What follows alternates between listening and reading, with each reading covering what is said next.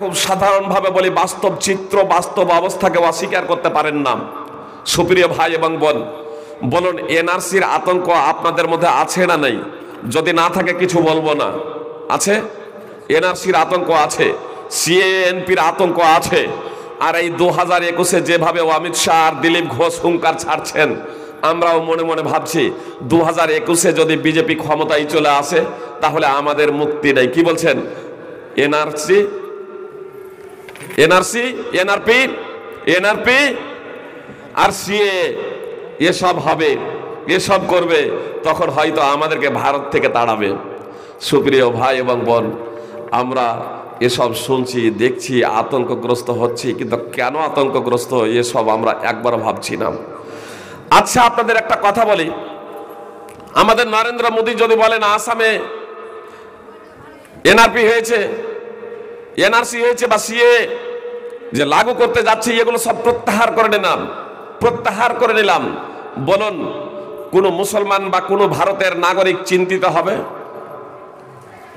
আমাদের বিজেপি সরকার যদি বলে দেয় এনআরপি, এনআরসি, সিএ সব প্রত্যাহার করে নিলাম, কৃষি বিল প্রত্যাহার করে নিলাম, তাহলে কেউ আর চিন্তিত, সন্ত্রস্ত, ভীত হবে? সন্ত্রস্ত, ভীত কোনো কিছু হবে না। আর ছোট্ট একটা ভাইরাস, ছোট্ট একটা ভাইরাস, আর তারপরেও কেউ কেউ বলছে এটা হচ্ছে মিথ্যা, এটা হচ্ছে মিথ্যা করোনা ভাইরাস, কোভিড-19। 19-এ এটা দেখা দিয়েছে, এর আগে ছিল না। আসলে যারা বলছে এটা মিথ্যা, তারা বাস্তব জিনিসকে সরাসরি প্রত্যাখ্যান করছে। আর এটাই একটা গজব, এটাই একটা গজব। সারা পৃথিবী বিচ্ছিন্ন হয়ে গেছিল এক অপর থেকে। করোনা ভাইরাস থেকে মারাত্মক ব্যাধি স্ট্রেন আসছে। আর যদি পর্যালোচনা করেন, সময় নেই, যে যেখানে সব থেকে বেশি অশ্লীলতা, বেহায়াপনা, আমাদের ভারতবর্ষের মধ্যে সব থেকে বেশি লোক মারা গেছে কোথায়? বোম্বাইয়ে। পশ্চিম বাংলার মধ্যে সব থেকে বেশি কোথায়? কলকাতায়। সারা পৃথিবীর মধ্যে সব থেকে বেশি কোথায়? আমেরিকায়। যে 4.5 লক্ষ শুধু করোনা ভাইরাসে, আজকেও 3,300 প্লাস লোক মারা গেছে 24 ঘন্টায়। গতকালকেও কয়েক মাস থেকে ধারাবাহিকভাবে 3,000, 4,000 করে প্রত্যেক দিন আমেরিকাতে লোক মারা যাচ্ছে শুধু করোনা ভাইরাসের কারণে। করোনা ভাইরাসের কারণে প্রত্যেক দিন 3 থেকে 4,000 শুধু আমেরিকার মাটিতে, যে 33 কোটি মানুষের বসবাস, 2,64,00,000 মানুষ ইতিমধ্যে আক্রান্ত হয়ে গেছে করোনা ভাইরাসে। এটা যে একটা মহাব্যাধি, আপনার বিভিন্ন জায়গায় গণকবর দিয়েছে আমেরিকা, সেই গণকবর চলছে এখন আমেরিকাতে। ছোট্ট একটা ভাইরাস, ছোট্ট ভাইরাস। আব্দুল ইবনে উমর রাদিয়াল্লাহু তাআলা আনহু সূত্রে বর্ণিত, রাসূলুল্লাহ সাল্লাল্লাহু আলাইহি সাল্লাম বলেছেন, যখন কোনো জাতির মধ্যে প্রকাশ্যভাবে অশ্লীলতা, জেনা, ব্যভিচার ছড়িয়ে পড়বে, তখন তাদের মধ্যে মহাব্যাধি রূপে প্লেগ রোগ এবং এমন এমন রোগ ব্যাধি, আল্লাহ রাসূল সাল্লাল্লাহু আলাইহি সাল্লামের ভাষাটা দেখুন, ওয়াল আউজাউল্লাতি লাম তাকুন, ওয়াল আউজাউল্লাতি লাম তাকুন মাদাত ফি আসলাফিহিমুল্লাযিনা মাদাউ। এমন এমন রোগ ব্যাধি দেখা দেবে যা আগেকার লোকেদের মাঝে কখনো দেখা যায়নি, আগেকার লোকেদের মাঝে কখনো শোনা যায়নি। যে রোগ, বালা মুসিবতের নাম ও নিশানা কখনো শোনা যায়নি, রেকর্ডে নেই, সেই রোগ নিত্য নতুন দেখা দেবে। জি, 2019-এর আগে এই করোনা ভাইরাসের নাম কেউ শুনেছিল? শোনা নেই। ইবনে মাজাহ হাদিস নম্বর 4019, 4019। আজ তটস্থ এর থেকেও ভয়ঙ্কর ব্যাধি আসছে। ভ্যাকসিন যে তৈরি হয়েছে করোনা ভাইরাসের জন্য, অবশ্য ভ্যাকসিন নিতে গিয়েও অনেকেই মারা গিয়েছে। ভারতেও মারা গেছে ভ্যাকসিন নেওয়ার পরে, আমেরিকাতেও মারা গেছে ভ্যাকসিন নেওয়ার পরে। আর স্ট্রেন যে ব্যাধি আসছে আবার ধেয়ে, যে ইংল্যান্ডে প্রবেশ করেছে সেই মহাব্যাধি, ইংল্যান্ডে প্রবেশ করেছে সেই মহাব্যাধি স্ট্রেন, ইংল্যান্ডে প্রবেশ করেছে।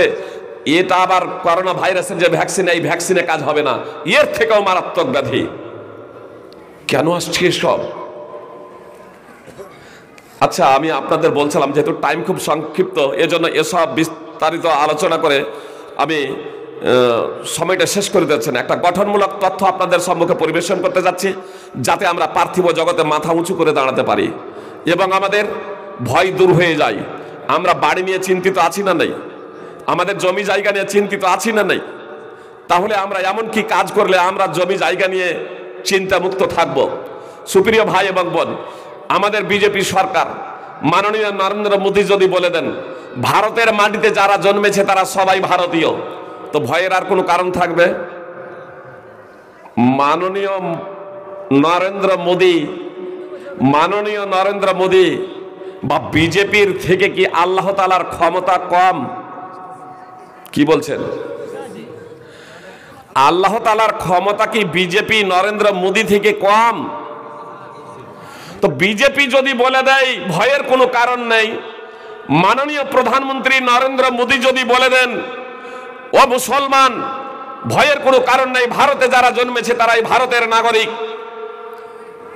ডিটেনশন ক্যাম্প সব ভেঙে চুরমার করে দিলাম, আপনারা বলছেন ভয়ের কোনো কারণ নেই। তো আল্লাহ যে বলছেন ইয়া আইয়ুহাল্লাযীনা আমানু ইন তানসুরুল্লাহা ইয়ানসুরকুম, হে ঈমানদারগণ তোমরা আল্লাহর দ্বীনকে বাস্তবায়ন করো, আল্লাহ তোমাদের সহযোগিতা করবেন, তারপরে আমাদের ভয়ের কারণ থাকতে পারে?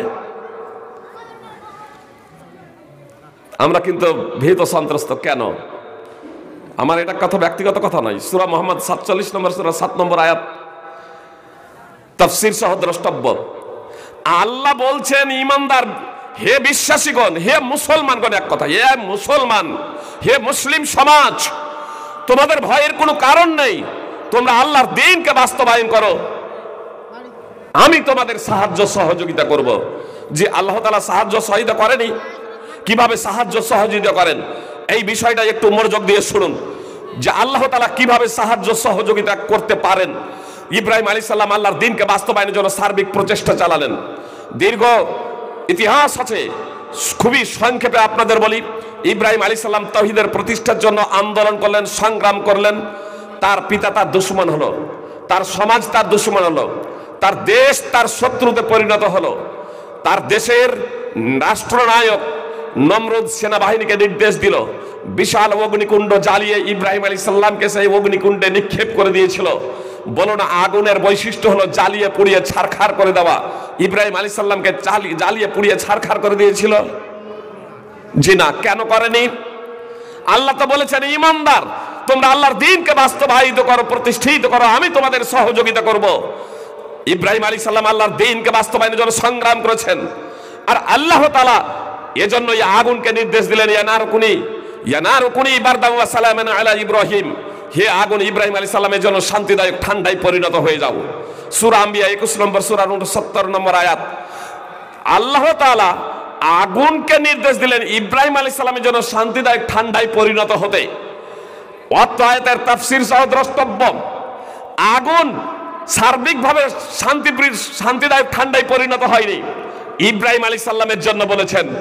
ইব্রাহিম আলাইহিস সালামকে যে রশ্মি দিয়ে বাঁধা হয়েছিল, দড়ি দিয়ে বাঁধা হয়েছিল, সেই দড়ির জন্য শান্তিদায়ক ঠান্ডা বলেননি।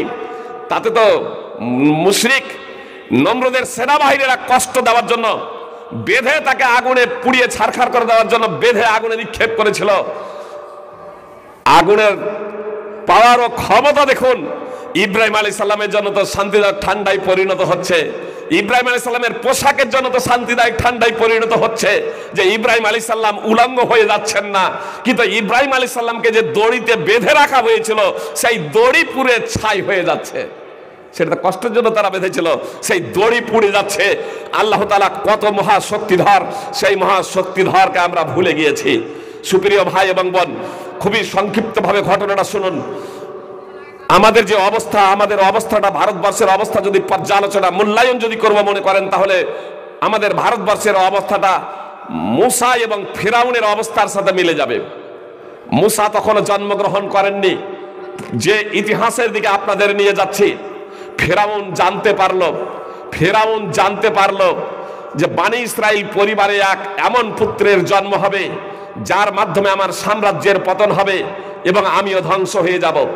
সেনাবাহিনী ডেকে তাদের বলে দিল, আজ থেকে বানি ইসরাইল পরিবারে অনুসন্ধান করবে, যে ঘরে পুত্র সন্তান জন্মগ্রহণ করবে আতুর ঘরে গলা টিপে হত্যা করে দেবে। কথা অনুযায়ী সমস্ত পুত্র সন্তানদের আতুর ঘরে হত্যা করে দিচ্ছে। মহান আল্লাহ তাআলা কত মহা শক্তিধর, তিনি ইচ্ছা করলেন বানি ইসরাইলের প্রতি সাহায্য সহযোগিতা করার। বানি ইসরাইল পরিবারে মুসা আলাইহিস সালামকে সৃষ্টি করলেন, আর ফিরাউনের রাজ দরবারে লালন পালন করিয়ে নিয়ে বানি ইসরাইলকে কিভাবে সহযোগিতা করেছিলেন তার চিত্র পবিত্র কোরআনে আল্লাহ তাআলা অঙ্কন করেছেন। সূরা কাসাস 28 নম্বর সূরার 4 থেকে 6 নম্বর আয়াত তাফসীর সহ দ্রষ্টব্য। মুসা আলাইহিস সালাম ফিরাউনের রাজ দরবারে লালিত পালিত হলেন, বড় হলেন। আল্লাহ তাআলা মুসা এবং হারুনকে বললেন ফিরাউনকে ইসলামের দাওয়াত দিয়ে দাও। তার কারণ আল্লাহ তাআলার বৈশিষ্ট্য হলো কোনো জাতিকে ততক্ষণ পর্যন্ত ধ্বংস করেন না যতক্ষণ না সেই জাতির কাছে ইসলামের বার্তা পৌঁছে যায়। মুসা এবং হারুনের মাধ্যমে ইসলামের দাওয়াত পৌঁছে দিলেন। সূরা তাহা 20 নম্বর সূরার 42 থেকে 46 নম্বর আয়াত তাফসীর সহ দ্রষ্টব্য। পরিশেষে ফিরাউন মুসা আলাইহিস সালামকে ভাবলো এ এক মস্ত বড় জাদুঘর। ফিরাউনের অনেক জাদুঘর ছিল, বড় বড় জাদুঘরদের একত্রিত করে এক ময়দানে ডাক দিল মুসা আলাইহিস সালামকে। ফিরাউনের জাদুঘরেরা তাদের জাদু প্রয়োগ করলো, যে তাদের জাদুর মাধ্যমে ফিল্ডে চলন্ত জীবন্ত সাপ ফনা তুলে ফসফস করছে। মুসা আলাইহিস সালাম প্রথমে ভয় খেয়ে গেছেন, তিনি তো একজন মানুষ, কিন্তু আল্লাহ তাআলা তার হৃদয়ে নির্ভয়তা প্রদান করলেন। অতি সত্বর মুসা আলাইহিস সালাম নিজেকে নিয়ন্ত্রণে নিয়ে এলেন, নিজের হাতের লাঠিটা নিক্ষেপ করলেন, আর সেও হলো এক মস্ত বড় জীবন্ত সাপ। আর জাদুঘরদের সমস্ত সাপগুলোকে মুহূর্তের মধ্যে খেয়ে ফেলল। জাদুঘরেরা বুঝতে পারলো আমরা যা করেছি তা তো হলো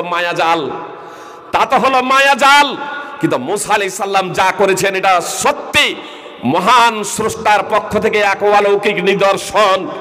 ওই জাদুঘরেরা কালেমা পড়ে মুসলমান হয়ে গেল।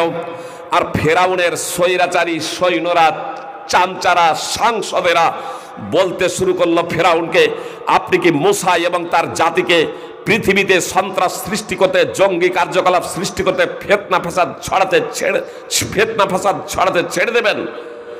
আতাদারু মুসা ওয়া কওমাহু লিফসিদু ফিল আরদি ওয়া ইয়াদারাকা আলিহাতাক। ফিরাউনের সাংসদেরা ফিরাউনকে বলল, আপনি কি মুসা এবং তার জাতিকে পৃথিবীতে ফিতনা ফাসাদ সৃষ্টি করতে ছেড়ে দেবেন? অথচ মুসা আলাইহিস সালাম আপনাকেও মানে না, আর আপনার দেবী দেবতা মাবুদগুলো, উপাস্যগুলোকেও মানে না। সূরা আরাফ 7 নম্বর সূরার 127 নম্বর আয়াত। এই প্রেক্ষাপটে মুসা আলাইহিস সালাম কি বলেছিলেন? সুপ্রিয় ভাই এবং বোন, আজকাল কেউ মাদ্রাসায়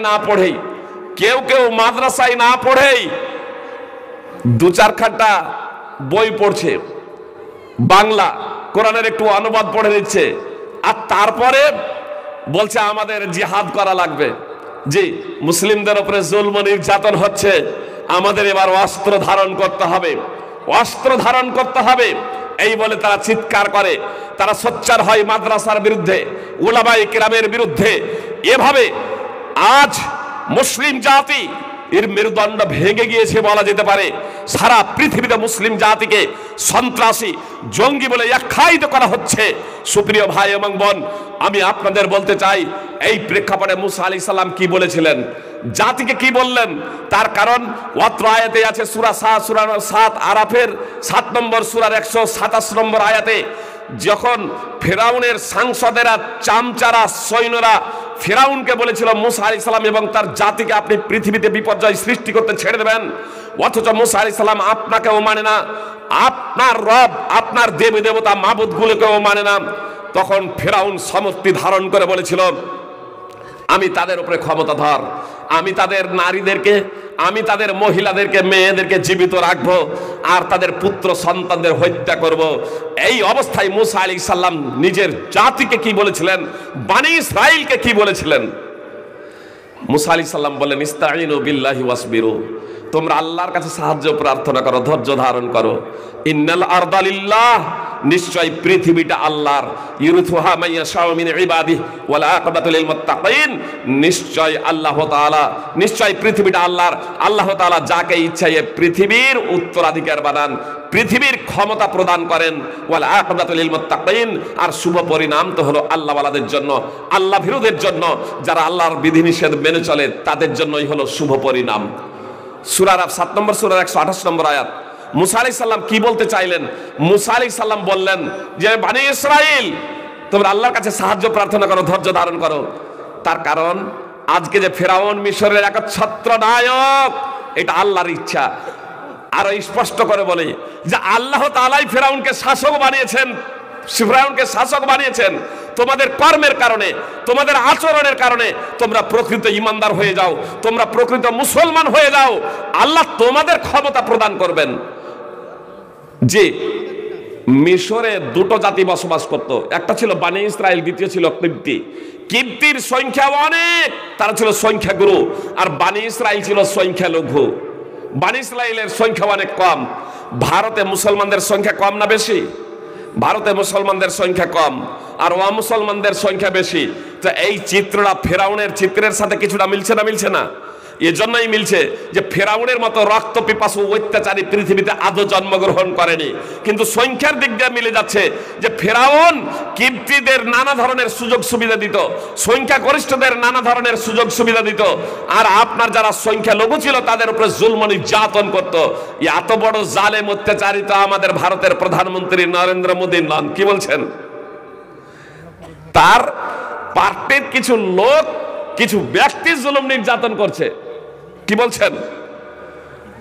কিছু জুলম নির্যাতন করছেন, কিন্তু ফেরাউনের নির্দেশে জুলুম নির্যাতন হতো। আঁতর ঘরে পুত্র সন্তানদের হত্যা করত। সেই অবস্থায় আল্লাহ তাআলা বানি ইসরাইলকে ক্ষমতা প্রদান করেছিলেন না করেননি? করেছিলেন। সূরাতুশ শুআরা 26 নম্বর সূরার 54 থেকে নিয়ে 66 নম্বর আয়াত তাফসীর সহ দ্রষ্টব্য। আল্লাহ তাআলা ফেরাউন এবং তার স্বৈরাচারী সৈন্যকে ধ্বংস করলেন এবং বানি ইসরাইলকে ক্ষমতা প্রদান করলেন, বানি ইসরাইলকে শাসন ক্ষমতা দিয়েছিলেন। কেউ যখন প্রকৃত ইমানদার হয়ে যায় তখন আল্লাহ তাআলা তাকে শাসন ক্ষমতা দান করেন। আজকে আমি এবং আপনি সুপ্রিয় ভাই এবং বোন, আমার বাড়ি নিয়ে চিন্তিত। যদি এনআরসি হয়, এনআরপি হয়, সিএ হয়, তাহলে আমার নামটা আসবে কি আসবে না? আর আল্লাহ আপনাকে সারা পৃথিবীর শাসন ক্ষমতা দেওয়ার জন্য অঙ্গীকার করেছেন, প্রতিশ্রুতি দিয়েছেন। সূরা নূর 24 নম্বর সূরার 55 নম্বর আয়াত তাফসীর সহ দ্রষ্টব্য। ব্যাখ্যা বিশ্লেষণ দেওয়ার আজকে সময় নেই। আমি শুধু আপনাদের এতটুকু বলতে চাই যে আল্লাহ তাআলা বললেন আমি সহযোগিতা করব। কেউ বলতে পারেন, ফাইজি সাহেব, আসলে বানি ইসরাইলের সেই সময় মুসা আলাইহিস সালাম এবং হারুন আলাইহিস সালাম দুইজন নবী ছিলেন। দুইজন নবী আল্লাহর কাছে প্রার্থনা করছেন। ইব্রাহিম আলাইহিস সালাম নবী ছিলেন, ওই নবীদের তো সাহায্য সহায়তা করেছেন, কিন্তু আমরা সাধারণ মানুষ, আমাদের সাধারণ মানুষের কথা কি আল্লাহ শুনবেন? আল্লাহ যে বললেন ইয়া আইয়ুহাল্লাযীনা আমানু ইন তানসুরুল্লাহা ইয়ানসুরকুম, হে বিশ্বাসীগণ তোমরা আল্লাহর দ্বীনকে বাস্তবায়িত করো, আল্লাহর দ্বীনকে প্রতিষ্ঠিত করো, আল্লাহ তোমাদের সহযোগিতা করবেন। এখানে নবীদের বলছেন না সমস্ত ঈমানদার ব্যক্তিদের বলছেন? সমস্ত মুসলমানদের সমস্ত ঈমানদার ব্যক্তিদের, সমস্ত বিশ্বাসীদের আল্লাহ সহযোগিতা করেন কিনা কয়েকটি দৃষ্টান্ত আপনাদের সম্মুখে তুলে ধরি। সূরা বুরুজ 85 নম্বর সূরা, তাফসীর সহ আপনারা অধ্যয়ন করবেন। সহিহ মুসলিম হাদিস নম্বর 3005। বিস্তারিত ঘটনা নয়। এক বাদশা ছিল, সেই বাদশা নিজেকে রব বলে দাবি করেছিল। তার ছিল এক জাদুঘর, একজন মেধাবী ছেলেকে জাদু শিক্ষা দিত। আর পথের মধ্যে এক ধর্মীয় পণ্ডিতের আস্তানা কুড়ে ঘর ছিল, সেখানে আপনার ধর্ম শিক্ষা করত। পরিশেষে পরীক্ষার সময় এলো, শেষে চলে যায়। আপনার ওই গোলামকে, ওই যুবককে বাদশা বলল, তুমি কি আমাকে রব বলে মানো না? ওই যুবক বলল, না, আপনাকে রব বলে মানি না।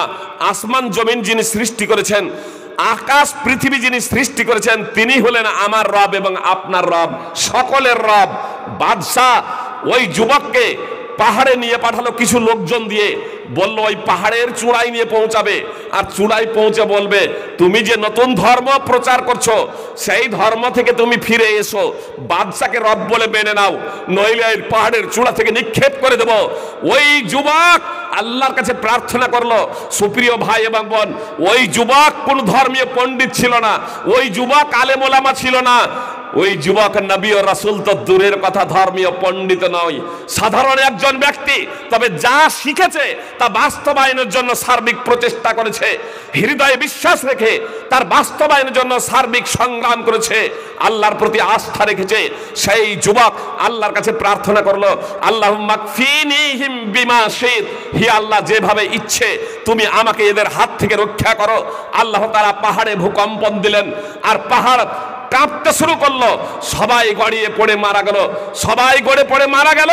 ওই যুবক অক্ষত অবস্থায় বাদশার দরবারে উপস্থিত। বাদশা জিজ্ঞেস করছে, কি ব্যাপার, তোমার সঙ্গী সাথীরা কোথায়? যাদেরকে নিয়ে তোমাকে পাঠিয়েছিলাম তারা কোথায়? ঘটনা খুলে বলল। ঘটনা বলার সময় নেই, আপনারা দেখে নেবেন তাফসির ইবনে কাসির বা হাসানুল বায়ান সূরা বুরুজের তাফসির। সুপ্রিয় ভাই এবং বোন, ওই যুবক সবকিছু ঘটনা খুলে বলল। পরিশেষে বাদশা আরো কিছু লোকজনকে দিয়ে বলল, সমুদ্রে একে নৌকায় চাপিয়ে মাঝ বরাবর নিয়ে যাবে আর বলবে তোমার ধর্ম থেকে তুমি ফিরে এসো, বাদশাকে রব বলে মেনে নাও, নইলে তোমাকে পানিতে ডুবিয়ে মেরে ফেলা হবে। এবার ওই মাঝ নদীতে গিয়ে ওই যুবককে ওই একই অবস্থায় যখন বলছে, আর ওই যুবক আল্লাহর কাছে প্রার্থনা করছে, আল্লাহুম্মা কফিনিহিম বিমা শিত, হে আল্লাহ তুমি আমাকে যেভাবে ইচ্ছা হয় এদের হাত থেকে রক্ষা করো। আল্লাহ তাআলা একটা ঝড় দিলেন, তুফান হলো, আপনার নৌকা উলট পালট হয়ে নদীতে ডুবে গেল। ওই যুবক অক্ষত অবস্থায় বাদশার দরবারে উপস্থিত। সহিহ মুসলিম হাদিস নম্বর 3005। সুপ্রিয় ভাই এবং বোন, ওই যুবক একজন সাধারণ ব্যক্তি। আল্লাহ উদ্ধার করলেন না করলেন না? যে উদ্ধার করলেন। জুরাইজের ঘটনা আপনাদের জানা, জুরাইজের ঘটনা আপনাদের জানা। সুপ্রিয় ভাই এবং বোন, কথাটা খুব মনোযোগ দিয়ে শুনবেন। আমি এতটুকু বলতে চাই, সন্তান সন্ততি যতই অবাধ্য হোক না কেন, পিতামাতা কখনো সন্তান সন্ততির প্রতি রুষ্ট হবে না, বদদুয়া করবেন না। আর সন্তান সন্ততিদেরও বলবো, যুবক যুবতীদের বলবো, পিতামাতা যারা আছে কখনো তাদের অবাধ্য হবেন না, এমন কোনো আচরণ করবেন না, এমন কোনো কথা বলবেন না, এমন কোনো ব্যবহার করবেন না, এমন কোনো অঙ্গভঙ্গি প্রকাশ করবেন না যাতে পিতামাতা দুঃখ পায়। শরীয়ত বিরোধী কথা যতক্ষণ না পিতামাতা বলছে ততক্ষণ পর্যন্ত পিতামাতার কথাকে আপনি মেনে নিন। পিতামাতার কথাকে আপনি প্রত্যাখ্যান করবেন না। যদি শরীয়ত বিরোধী কথা বলে তাহলে সেটা স্বতন্ত্র ব্যাপার, তাহলে সেটা গ্রহণ করা যাবে না। সূরা লোকমান 31 নম্বর সূরার 15 নম্বর আয়াত, তাফসীর সহ দ্রষ্টব্য। সুপ্রিয় ভাই এবং বোন, জুরাইজের ঘটনা। মা এসে জুরাইজকে ডাক দিচ্ছে, বেটা জুরাইজ। জুরাইজ ওই অবস্থায় নামাজ পড়ছে। জুরাইজ একজন সাধারণ ব্যক্তি, ধর্মীয় পণ্ডিত নয়, কথাটা খুব ভালোভাবে শুনবেন। জুরাইজ একজন সাধারণ ব্যক্তি, নবী রাসূল ছিলেন না তিনি, একজন সাধারণ ব্যক্তি। জুরাইজ নামাজ পড়ছে। জুরাইজ বলছে মনে মনে, আল্লাহ আমি নামাজ পড়ছি, আমার মা ডাক দিচ্ছে, মনে মনে এটা কল্পনা করছে। পরিশেষে নামাজকে প্রাধান্য দিচ্ছে। মা 1-2 করে 3 দিন জুরাইজকে ডাক দিচ্ছে, আর ওই একই অবস্থায় নামাজ পড়ছে। মায়ের মুখ থেকে বদদুয়া বের হয়ে গেল। আল্লাহ যতক্ষণ না তুমি জুরাইজ বেশ্যা নারীর মুখ দেখবে ততক্ষণ তুমি তাকে মৃত্যু দেবে না। আল্লাহ জুরাইজকে তুমি ততক্ষণ মৃত্যু দিবে না যতক্ষণ না সে কোনো বেশ্যা নারীর মুখ দেখবে। জুরাইজ পাপ কাজে লিপ্ত ছিল না, মদের ঠেকে ছিল না, জুয়ার আসরে ছিল না, সন্তান সন্ততি স্ত্রীদের নিয়ে আমোদ প্রমোদে মগ্ন ছিল না, আল্লাহর ইবাদতে রত ছিল, মশগুল ছিল। সেই ছেলের বিরুদ্ধে মায়ের মুখ থেকে বের হচ্ছে বদদুয়া, আল্লাহ দোয়া কবুল করে নিলেন। একজন পরমা সুন্দরী যুবতী জুরাইজের কাছে এসে বলছে, সেখানে আর কেউ নেই, আছে শুধু জুরাইজ। জুরাইজের কাছে এসে বলছে, জুরাইজ আমি তোমার সাথে কাম বাসনা পূর্ণ করতে চাই, জেনা ব্যভিচার করতে চাই তোমার সাথে। যে জুরাইজ আল্লাহর ইবাদতে রত থাকার কারণে মায়ের ডাকে সাড়া দেয়নি, সেই জুরাইজ কি ওই পরমা সুন্দরী যুবতীর দিকে তাকাবে, ডাকে সাড়া দেবে? জি না। জুরাইজ ইবাদতে মশগুল থাকলো, কিন্তু মা যে করেছে বদদুয়া, মায়ের দোয়া যে আল্লাহ কবুল করে নিয়েছে, ওই সুন্দরী পরমা যুবতী নারী সেখান থেকে ফিরে যাচ্ছে, একজন রাখালের সাথে ব্যভিচার করছে। আর ব্যভিচার করার পরে যখন সন্তান হলো, লোকেরা জিজ্ঞেস করলে বলতে শুরু করলো, আরে তোমরা যার খুব প্রশংসা করছো, এত সুন্দর লোক আমাদের এলাকায় নেই, আমাদের অঞ্চলে এত ভালো লোক নেই, এত আল্লাহওয়ালা, সেই আল্লাহওয়ালা তো একাই আমাকে পেয়ে ধর্ষণ করে এই ছেলেটা করে দিয়েছে। লোকজনের কত রাগ হয়েছিল, ভাষায় আমি প্রকাশ করতে পারবো না। তার কারণ শুধু তাকেই উত্তম মাধ্যম দিয়েছিল, ভর্ৎসনা তিরস্কার করেছিল তাই নয়, আল্লাহর ঘর ভেঙে ধূলিসাৎ করে দিয়েছিল। জুরাইজের কিছু বুঝে আসার আগে এসব ঘটে গেল। জুরাইজ বলছে, আমাকে তোমরা এভাবে প্রহার করছো কেন, মারছো কেন, ভর্ৎসনা করছো কেন? লোকেরা বলছে, আরে এরপরেও প্রমাণ এই যে মহিলার সাথে তুমি ধর্ষণ করেছো, জুরাইজ জুরাইজের বুঝতে বাকি থাকলো না, মায়ের দোয়া আল্লাহ কবুল করে নিয়েছে। জুরাইজ বলল আমাকে একটু সুযোগ দেওয়া হোক, আমাকে একটু সুযোগ দেওয়া হোক। ওযু করলো, আর ওযু করে নামাজ পড়তে শুরু করলো। আমরা নামাজটা কি এটা জানি না, নামাজ তো পড়ি বুঝি না। সুপ্রিয় ভাই এবং বোন, আমরা মোনাজাত বলে অনেকেই গন্ডগোল করে, এক সময় তো মারপিট পর্যন্ত হয়েছে, ইমামের চাকরি পর্যন্ত গিয়েছে না যায়নি? আমরা মোনাজাত কোনটাকে ভাবতাম, এখনো কিছু জায়গায় ভাবে সালাম ফিরানোর পরে ইমামের হাত উঠিয়ে দোয়া করাটাকে আর মুক্তাদিদের আমিন বলাটাকে এটাকে মোনাজাত বলি, তাই না? কোরআন এবং হাদিসে এটা কোথাও মোনাজাত বলা হয়নি, কোথাও নাই। সহিহ হাদিস তো দূরের কথা, জয়ীব জাল হাদিসও নেই যে এই অবস্থাটা হলো মোনাজাত হাদিসে। জি, তবে স্পষ্ট হাদিস আছে, রাসূলুল্লাহ সাল্লাল্লাহু আলাইহি সাল্লাম বলেছেন, ইন্না আহাদাকুম ইযা কামা ফি সালাতিহি ফাইন্নাহু ইউনাজি রাব্বা। রাসূলুল্লাহ সাল্লাল্লাহু আলাইহি সাল্লাম বলছেন, তোমাদের কেউ যখন তার নামাজে দাঁড়ায় তখন সে আপন